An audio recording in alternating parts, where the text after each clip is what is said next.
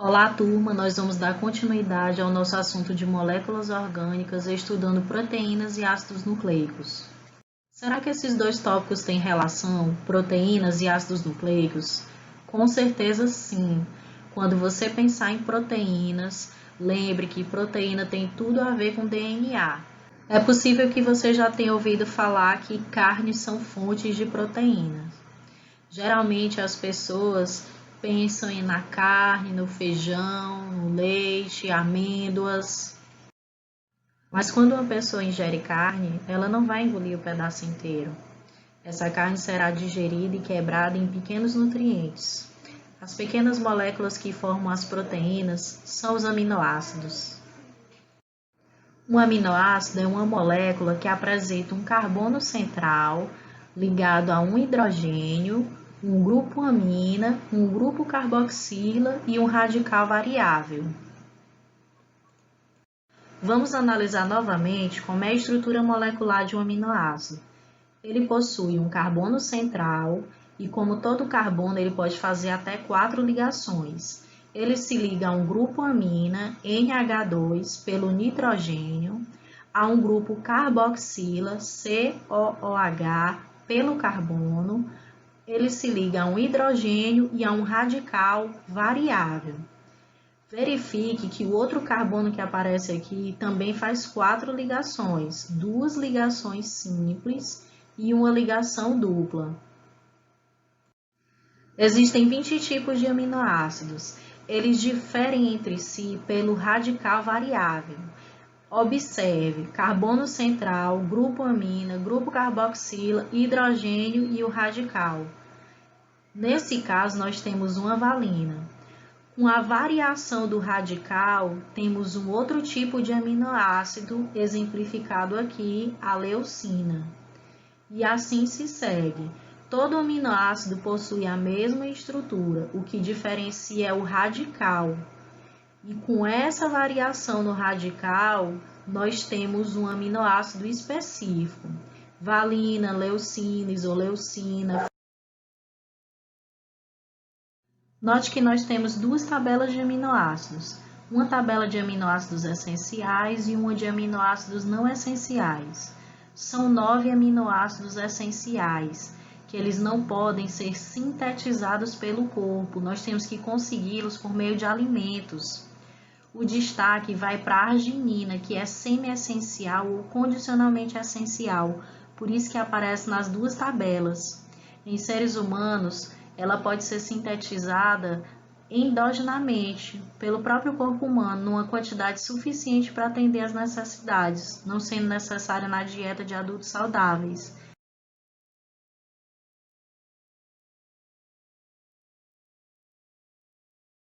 Como já foi demonstrado, existem 20 tipos de aminoácidos diferentes.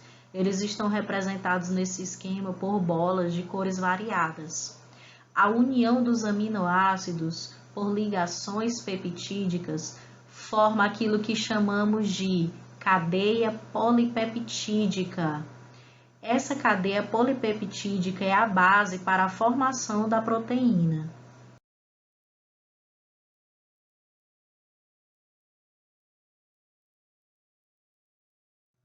A união de inúmeros aminoácidos forma o que chamamos de cadeia polipeptídica, isto por causa do tipo de ligação estabelecida entre aminoácidos. A ligação peptídica, ela envolve o grupo carboxila de um aminoácido e o grupo amina de outro aminoácido. Há a liberação de átomos OH do grupo carboxila e do átomo hidrogênio do grupo amina, formando assim uma molécula de água que é liberada, ela sai, permitindo que o carbono se ligue ao nitrogênio, estabelecendo a ligação peptídica. Observe nessa animação a saída da molécula de água, que possibilita a união entre dois aminoácidos alanina. Mas quando você observa proteínas, elas não aparecem somente de forma linear, com aminoácidos unidos por ligações peptídicas em sequência. Pode haver interações entre as moléculas, o que confere a elas uma estrutura secundária. em que ela vai ter aspecto de mola ou de fio de telefone. O que pode ocorrer ainda é que essa estrutura secundária pode dobrar-se sobre si mesma, dando origem à estrutura terciária. E quando duas proteínas diferentes se enovelam, elas formam a estrutura quaternária das proteínas. Então, nós temos essas representações das proteínas de acordo com sua organização estrutural. Elas acabam assumindo uma conformação geométrica espacial que possibilita que elas desempenhem suas funções. Alguns fatores podem interferir na conformação espacial normal e natural da proteína, como variações na temperatura e pH. Existem condições ideais para que as proteínas exerçam suas funções. Quando ela perde sua conformação natural, dizemos que ela sofreu o processo de desnaturação proteica. Ácidos nucleicos, DNA e RNA. Assim como as proteínas, os ácidos nucleicos são macromoléculas. Temos uma representação de uma macromolécula de DNA em movimento. Essas moléculas são formadas por unidades menores. As unidades que formam os ácidos nucleicos são os nucleotídeos. Os nucleotídeos são formados ou compostos por um grupo fosfato, uma pentose e uma base nitrogenada. Essa é a forma resumida de um nucleotídeo.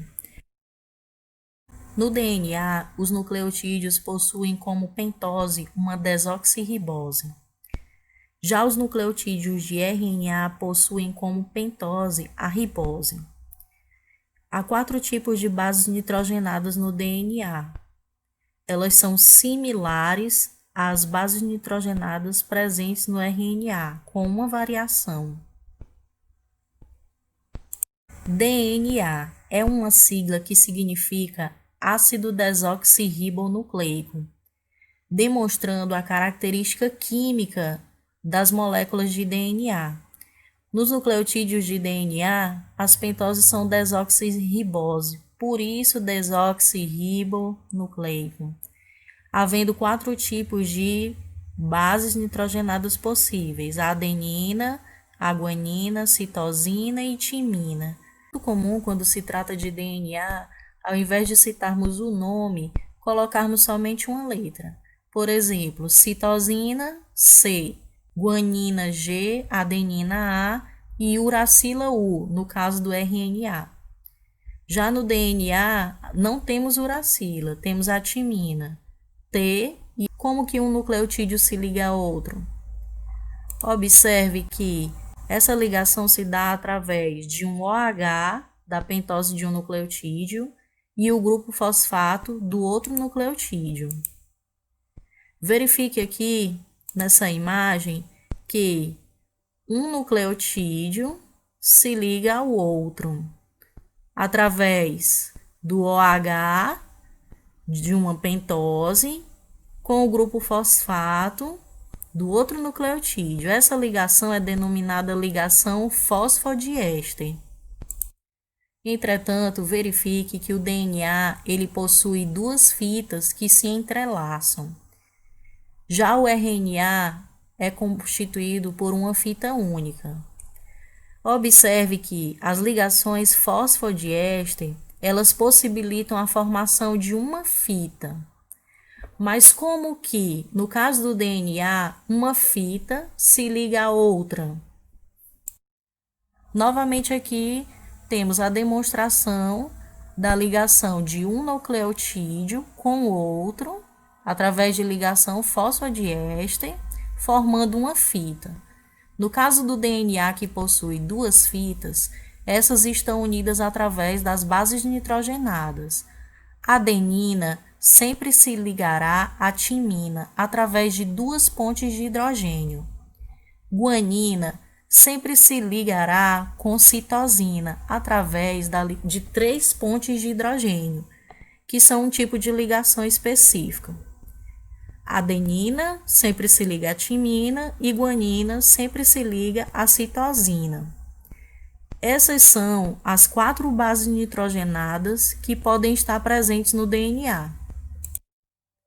Aqui verificamos a única fita do RNA, como sabemos que ela é formada pela união de nucleotídeos e que esses nucleotídeos possuem um grupo fosfato, uma pentose, que será sempre do tipo ribose, no caso do RNA. O que irá variar nos nucleotídeos de RNA serão as bases. Então, a sequência dessa fita é GCCGAUGC. Aqui no DNA também temos sequências. Temos a sequência de uma fita e da outra fita de forma entrelaçada. Citosina se liga à guanina, timina se ligando à adenina. Apesar do DNA possuir duas fitas, somente uma delas será utilizada como molde para produzir uma fita de RNA. Esse processo em que uma fita do DNA é utilizada como molde para produzir RNA é chamado transcrição. Essa fita de RNA é utilizada então para produzir uma proteína específica ou proteínas. Nesse caso, o processo é a tradução. No núcleo da célula eucariótica há vários cromossomos. Esses cromossomos são fitas de DNA condensados ou extremamente enroladas. O DNA possui esse aspecto de dupla fita. A dupla fita de DNA pode ser bastante extensa. Ela possui regiões ou pedaços que são denominados genes. Os genes são porções ou regiões cuja sequência das bases nitrogenadas são o código genético necessário para produzir uma proteína. E para finalizar esta aula, falarei aqui sobre o dogma central da biologia molecular. O DNA apresenta dupla fita. Observe que a fita inferior é complementar à fita superior. Adenina sempre se ligando à timina e citosina sempre se ligando à guanina.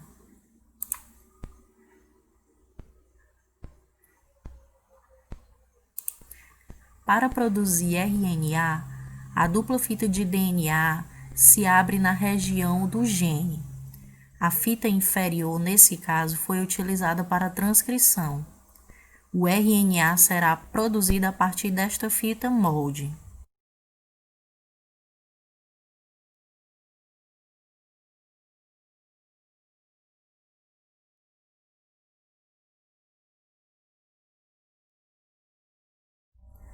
Esta fita molde determina como será o RNA mensageiro. Observe que no RNA mensageiro não existe timina, ela é substituída por uracila. Quando aparece T, o RNA pode apresentar A, mas quando aparece A, o RNA não pode apresentar T, então ele substitui por uracila. Quando aparece C, G. Quando aparece G, C. O RNA mensageiro será utilizado para produzir proteína no processo de tradução. 3 bases nitrogenadas em sequência recebem o nome de códon. Os códons determinam a sequência de aminoácidos das proteínas. Devemos utilizar a tabela do código genético para observar qual o aminoácido correspondente. Vamos traduzir o código? AUG na tabela, AUG corresponde a uma metionina, o primeiro aminoácido da proteína que estamos observando aqui. AUC, lá na tabela, AUC corresponde a uma isoleucina. Já UCG corresponde a uma serina. Assim, o código genético vai sendo traduzido para produzir uma proteína.